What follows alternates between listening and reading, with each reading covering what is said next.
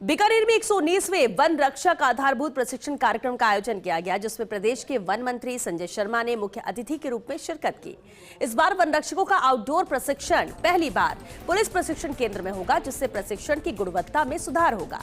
इस दौरान 150 महिला और 150 पुरुष वन रक्षक प्रशिक्षण लेंगे। कार्यक्रम में कैबिनेट मंत्री सुमित गोदारा, विधायक ताराचंद सारस्वत, सिद्धि कुमारी भी मौजूद रहीं।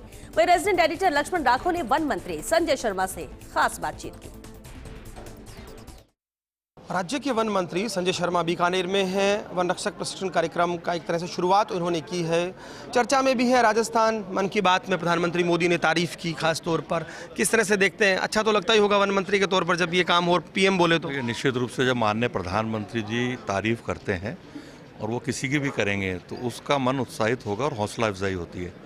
और विशेष रूप से पौधारोपण को लेकर के जब आपने मन की बात में राजस्थान का उल्लेख किया और बधाई दी उसके लिए, तो माननीय मुख्यमंत्री जी को और वन विभाग की पूरी टीम को, क्योंकि माननीय मुख्यमंत्री जी के नेतृत्व में हमने जो काम किया उसका परितोषित माननीय प्रधानमंत्री जी द्वारा हमें दिया गया, तो निश्चित रूप से पूरा विभाग, राज्य सरकार उत्साहित है।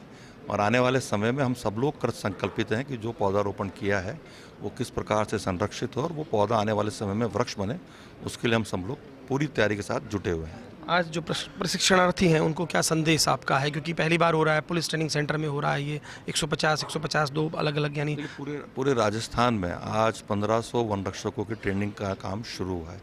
बीकानेर में 300 हैं, 150 महिला प्रशिक्षणार्थी हैं और 150 पुरुष प्रशिक्षणार्थी हैं। आज सबके लिए मैंने सबसे आग्रह भी किया मंच के माध्यम से, क्योंकि जिस फील्ड में आप लोग जाना चाह रहे हैं वहाँ हार्ड ड्यूटी भी होगी और साधारण ड्यूटी भी होगी। आपको शॉर्टकट रास्ता ना अपना करके लॉन्ग टर्म पे काम करना होगा, ऊंची सोच रखनी होगी, बड़ी सोच रखनी होगी, धैर्य किसी भी परिस्थिति में नहीं खोना होगा, मीठा बोलना होगा और भ्रमणशील रहना होगा। यदि आपने अपने जीवन में, और मैं तो कहूँगा इस नौकरी में ही नहीं, मनुष्य अपने जीवन में ये धार ले तो वो कहीं पे भी फेल नहीं हो सकता, उसको हमेशा उपलब्धि ही मिलेंगी और उसको हर जगह वो पास भी होगा।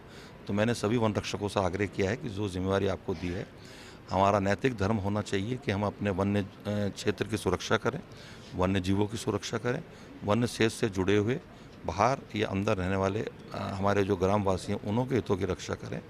और कोई कड़ा निर्णय लेना पड़े वन्य क्षेत्र की सुरक्षा के लिए, वन्य जीवों की सुरक्षा के लिए, उसको लेने में झिझके नहीं। मैं मंत्री के नाते और हमारे सभी अधिकारी उनके साथ खड़े हैं। अच्छा, उदयपुर में जिस तरह से जो घटनाएं हुई हैं, मौतें हो रही हैं जंगली जानवर लेपर्ड से, आपने हालांकि ऑर्डर दिया है, शायद जो बात हुई है, किस तरह से देखते हो? और जंगली जानवरों के हमले भी बढ़े हैं। देखिए, उदयपुर में बहुत दुखद घटना है और आज 8वें व्यक्ति को उस आदमखोर लेपर्ड ने शिकार किया है। कल मैंने हमारे 2 वरिष्ठ अधिकारी पीसीसी वाइल्ड लाइफ आदरणीय पीके उपाध्याय जी और अतिरिक्त PCC wild life Rajesh Gupta ji को उदयपुर भेजा था।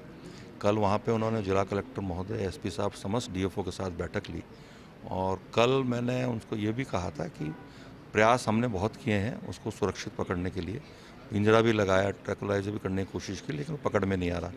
दुर्भाग्यपूर्ण स्थिति ये थी कि वो लेपर्ड घटना करने के बाद लगभग 3-4 किलोमीटर आगे चला जाता था। प्राय ये होता नहीं था, लेपर्ड या तो वहीं छुप जाया करता था और पकड़ में आ जाता था। इस कारण से वन विभाग को परेशानी का सामना करना पड़ा था।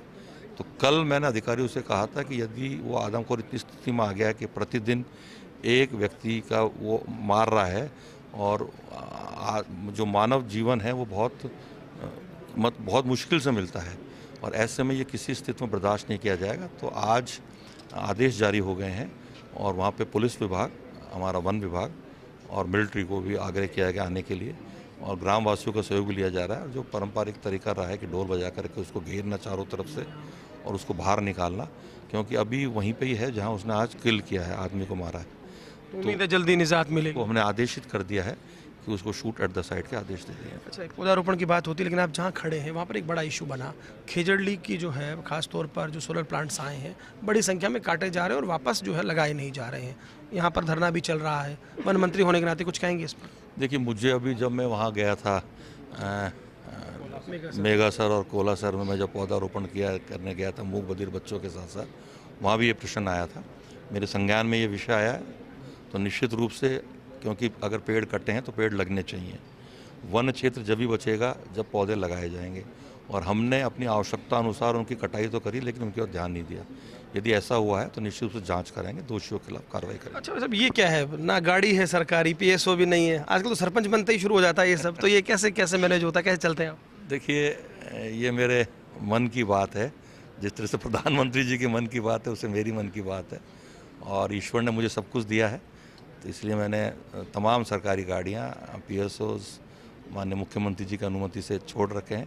मैं स्वयं की गाड़ी में घूमता हूँ और जहाँ मुझे मुख्यमंत्री जी भेजते हैं, जहाँ मेरे विभाग की मेरी आवश्यकता होती है, मैं खड़ा मिलता हूँ। चलिए, शुक्रिया हमसे बात करने के लिए। धन्यवाद। देखिए, संजय शर्मा जिन्होंने हमसे बात की, आज बीकानेर में शामिल होने आए, उन्होंने कहा है कि प्रधानमंत्री मोदी ने जो बात की, उन्होंने इस बात पर भी कहा कि जहां आदेश होता है वो जाते हैं, उनका स्वभाव यही है, बिना सरकारी गाड़ी और अपने तरीके से वो यहां पर आना जाना करते हैं। साथ खास तौर पर उन्होंने ये भी कहा है कि वन बचाएं, पेड़ लगाएं, ये बेहद ज़रूरी है।